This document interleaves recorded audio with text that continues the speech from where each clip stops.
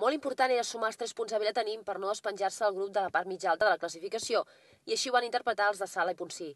Amb les idees molt clares i davant d'un rival seriós i concentrat, els figuerencs van estudiar molt bé les seves actuacions, però sense massa sort de cara a porteria, com el xut massa alt de Marc Vilà, passats els primers 10 minuts. La resposta va arribar ràpidament però sense perill, d'Oribe, molt treballador durant tot el maig.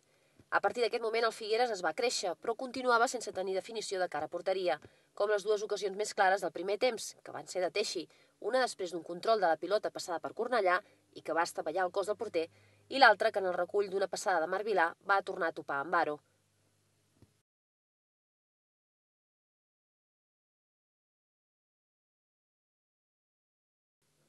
Per la seva part, Oribe prenia la iniciativa ofensiva de la Pobla de Mafumet i intentava intimidar la porteria d'Orenya sense èxit.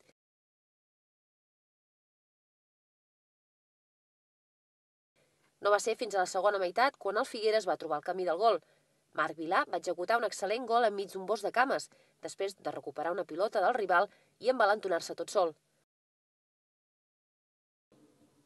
Amb l'1-0 els rivals no van afluixar, però el Figueres va apretar encara més, fins que en un dels nombrosos llançaments de córner, Murga va ser el més hàbil i en el salt va clavar el segon gol unionista, que donava la victòria al Figueres. Fins a la recta final, els de Sala i Ponsí van tenir més ocasions de gol, però el marcador ja no es va moure.